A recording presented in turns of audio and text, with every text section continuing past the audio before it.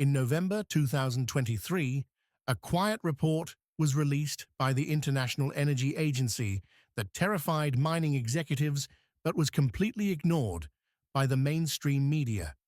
It contained a single data point that makes the entire modern political narrative regarding energy impossible. The report stated that to meet the global net zero goals by 2050, the world needs to mine more copper in the next 25 years than was mined in the entire 5,000-year history of humanity combined. Let that sink in for a moment.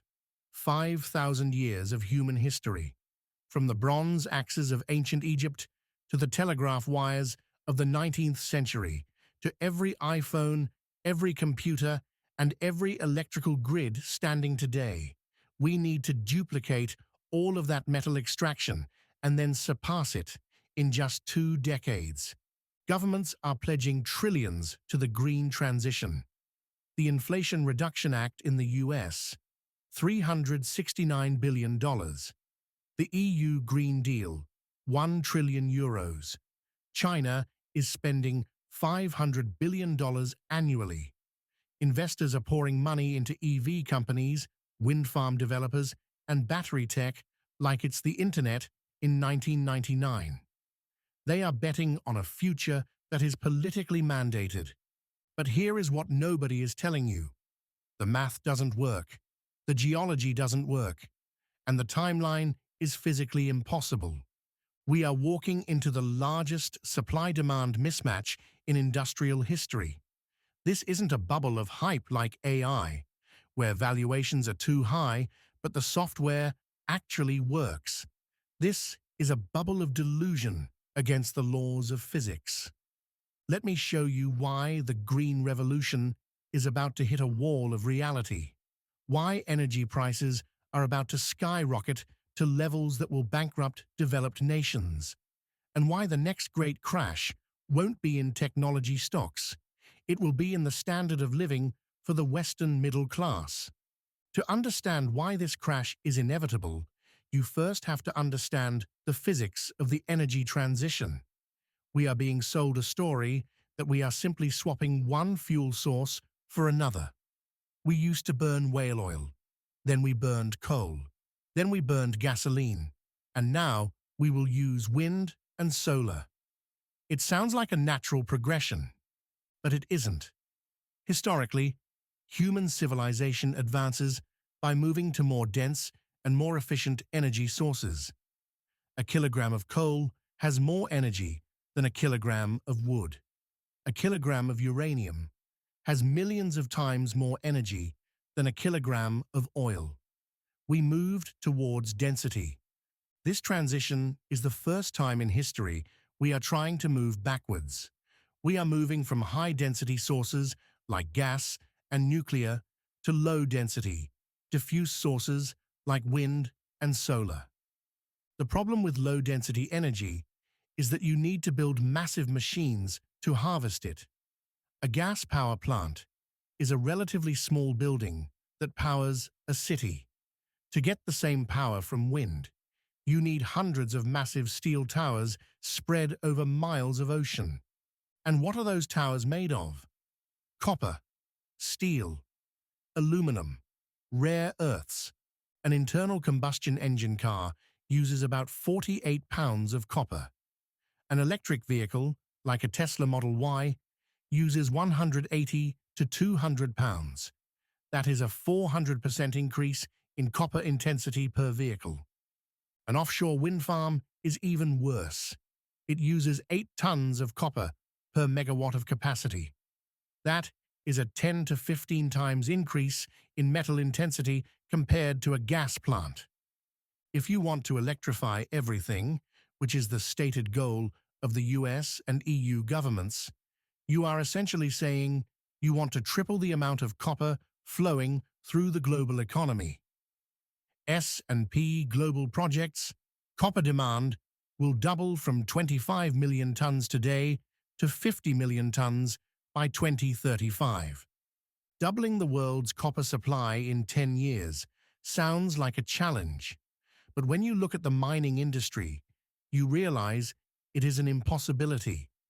This brings us to the core of the crisis, the supply cliff. In the software world, if demand doubles, you just copy the code. In the mining world, you have to find a rock, dig a hole, and process the ore. There is a metric in mining called lead time. This is the time it takes from discovering a copper deposit to the day the first truckload of metal leaves the mine. Do you know what the global average lead time is today? 16 years. If you go out today, in 2024, and find the best copper deposit in the world, you will not get any metal from it until 2040. But the governments have mandated that all cars be electric by 2035. Do you see the math problem? We need the metal in 10 years. It takes 16 years to get it. And here is the scary part. We haven't even started digging. In fact, we are doing the opposite. Investment in new mining exploration has collapsed. In 2012, the industry spent $30 billion searching for new deposits. In 2022, they spent less than $10 billion. Why? Because of the very same environmental movement that demands the green transition. This is the green paradox. We want electric cars, but we don't want mines. Look at the Pebble Mine in Alaska. It is the largest undeveloped copper and gold deposit in the world. It contains enough metal to supply 20% of US demand for decades. In 2023, after years of environmental protests, the EPA effectively blocked it. Look at Panama. First Quantum Minerals operated the Cobre Panama mine. It was a marvel of engineering. It produced 1.5% of the entire world's copper supply. In late 2023, after massive protests and a Supreme Court ruling, the government ordered the mine to shut down. Overnight, 1.5% of global supply vanished. Just like that. So we have a government mandate to double consumption and government regulations that are actively shrinking production. This is an economic suicide pact. And the market hasn't priced it in yet. History suggests that resource crises follow a specific six-stage pattern. We have seen this with oil in the 1970s, and we are seeing it now with metals. Stage 1 is the delusion. This was 2020 to 2022. This is the peak hype phase. Money is free. Interest rates are zero. Governments announce ambitious targets, net zero by 2050, without consulting engineers or geologists. EV stocks like Tesla and Rivian explode in value. Everyone assumes the resources will just be there. Stage 2 is the reality check. We entered this stage in 2023. Inflation spikes, interest rates rise. Suddenly, the economics of green energy break down. Wind farm developers like Ørsted started cancelling projects in 2023 because at 5% interest rates, wind farms lose money. We saw EV sales growth slow down because early adopters already bought them, and normal people can't afford a $50,000 car. This is where we are right now. The hype is fading, and the cracks are showing. Stage 3 is the exploration cliff. This is the next 2 to 3 years. Because prices for copper and lithium have been volatile, mining companies are hesitant to invest billions in new mines. Wall Street hates mining stocks because they are dirty and have bad ESG scores, so no new capital flows into supply. The pipeline for 2030 dries up completely. Stage 4 is the supply shock. This happens around 2026 or 2027. The surplus metal we have today runs out. The few new mines that were supposed to come online get delayed. Copper moves from a deficit on paper to a physical shortage in the real world. This is when the price disconnect happens. Copper goes from $4 a pound to $8, $10, maybe $15. Stage 5 is the geopolitical chokehold. When resources get scarce, nations stop sharing. We are already seeing the early signs of this. Indonesia banned the export of raw nickel ore to force companies to build factories inside Indonesia. China restricted exports of gallium and germanium. In Stage 5, resource nationalism becomes the dominant theme. Countries with copper, Chile, Peru, DRC, Zambia, will demand higher taxes or nationalize their mines. The global supply chain fractures. Stage 6 is the Great Reversal. This is the end game, likely in the early 2030s. Faced with blackouts, massive inflation, and a shortage of cars, Western governments will panic. They will quietly pause or abandon their net zero targets. They will desperately restart coal plants to keep the lights on. Germany is already doing this. The dream of a 100% renewable grid will be replaced by a scramble for survival. Now, let me address the counter-arguments because I know what the optimists are saying. Argument number 1, we will just recycle. It's a nice thought, but you can only recycle what you have already built. The vast majority of copper ever mined is currently in use. It's in the walls of your house, in underground cables. It's not available for recycling until the building is torn down. Currently, recycling meets about 17% of demand. Even if we double recycling rates, which is technically very difficult, it doesn't solve the problem when demand is growing by 100%. You cannot build a new world out of the scraps of the old one fast enough. Argument number 2, we will find a substitute. In some places, yes, you can use aluminum instead of copper for high-voltage power lines, but aluminum is less efficient and more brittle. You can't use it in the windings of an electric motor or in the microchips of a computer. Physics dictates that copper is the most efficient conductor of electricity apart from silver. Unless we plan to build our grid out of silver, we are stuck with copper. Argument number 3, new technology will save us. Maybe asteroid mining or deep-sea mining. Deep-sea mining is promising. There are potato-sized nodules of metal on the ocean floor. But again, environmental groups are blocking it. In 2024, massive protests targeted the metals company to stop them from harvesting these nodules. As for asteroids, we can't even fix the potholes in our roads. Betting the global economy on space mining in the next 10 years is not a strategy. It's a fantasy. There is another layer to this crisis that makes it even more dangerous than the physics. It's the geopolitics. For the last 50 years, the West was worried about energy dependence on the Middle East. We spent trillions on wars and aircraft carriers to secure the Strait of Hormuz. We are now trading dependence on big oil for dependence on big battery. And guess who controls big battery? China. The numbers are staggering. China processes 80% of the world's copper. China controls 60% of the world's lithium processing.